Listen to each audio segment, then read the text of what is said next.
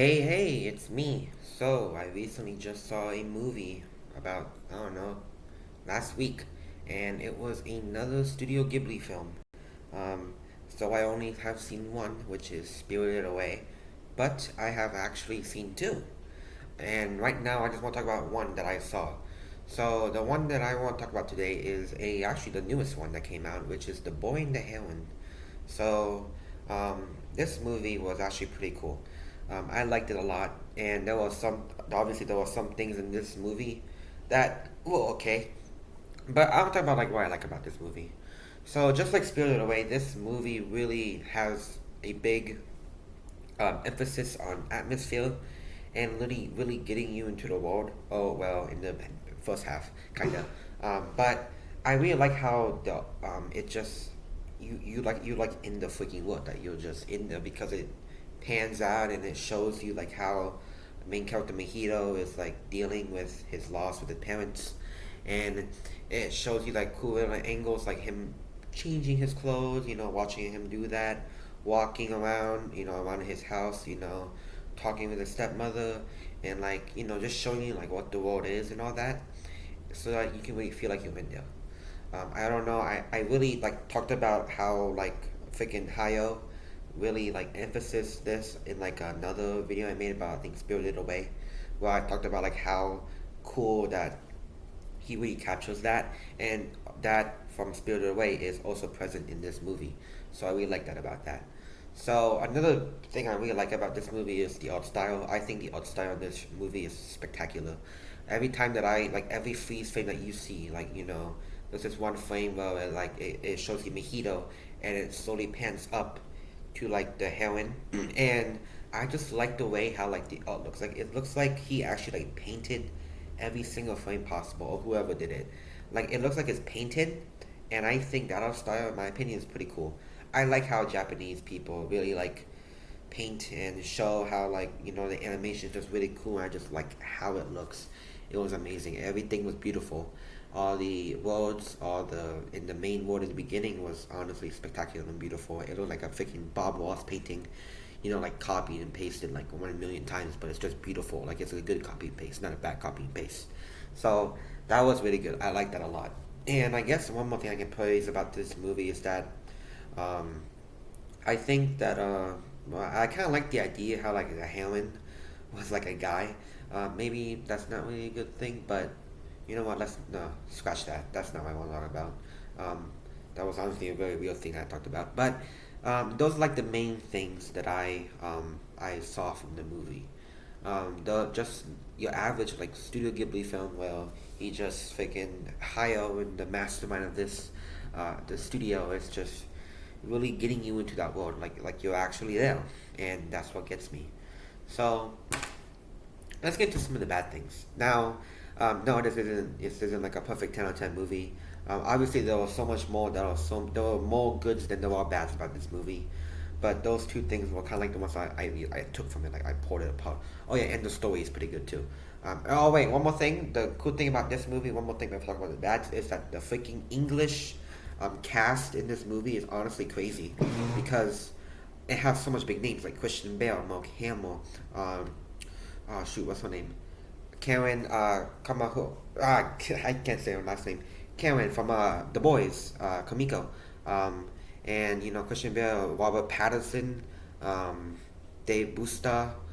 There were also like a lot of other key people, but the one like particular actor, voice actor that really like caught my attention that actually made me into shock was how Robert Pattinson um, was able to imitate, make that voice throughout the movie. I think that's kind of weird because when I heard Heron talking and all that, I wasn't thinking of oh yeah, and William Dafoe's in this movie. I wasn't thinking about how like Robert Pattinson was the Heron. It sounds nothing like him.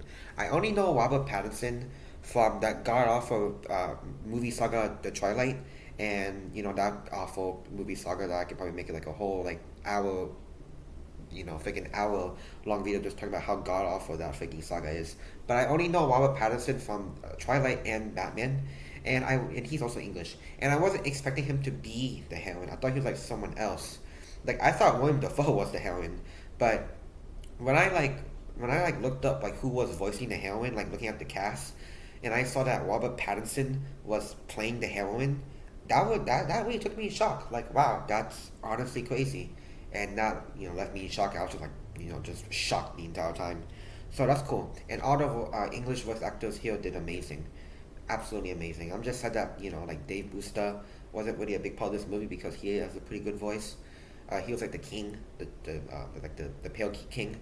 But other than that, the English voice actors and all, they were spectacular. I loved it. I loved the acting in this movie. It was good. So now let's get into the bad things. So the bad thing about this movie that I didn't really like was that how like the second half of the movie, or like the pacing didn't really wasn't was like very anticlimactic. So the thing about Studio Ghibli films is that he really likes to emphasize on like building up story, and I like that. I love slow burn stories. I absolutely love slow burn. Breaking Bad, that's an amazing slow burn series that you can watch right now. And I love it. I love how it gives like stories and all that, and slow burns you, and like once you get to the ending, it's worth it. But in this one, I didn't really feel that. Um, it did the slow burn thing, but like when it reaches the end, it's like it's all over the place, all over the place. And I think the big thing about it is the pacing, because the pacing didn't really work because it kept shooting back and forth, back and forth, back and forth. And the first half of the movie was really good. I liked it, but the second half was kind of weird because it was kind of weird. It was just going back here, back there, back here, back here. But it's like it wasn't really coherent. It was like The Last of Us 2, but instead of like the entire movie being unorganized, it's just the second half. And that's not a bad thing. I really liked everything about the second half. I was just confused, like oh my goodness, like what's going on? Maybe because of my small brain here, but that thing was just the pacing was just weird. I just didn't really like that. Um, so I guess another thing was like but the story like in the second half got a little confusing. Like it was easy to pick up in the beginning of the film, like okay, that Mojito was he's struggling to get into like a new life. His mom died, so he has to live with his father and stepmom, and he doesn't know what's going on, so he's freaking out, trying to cope with the new the new life that he has.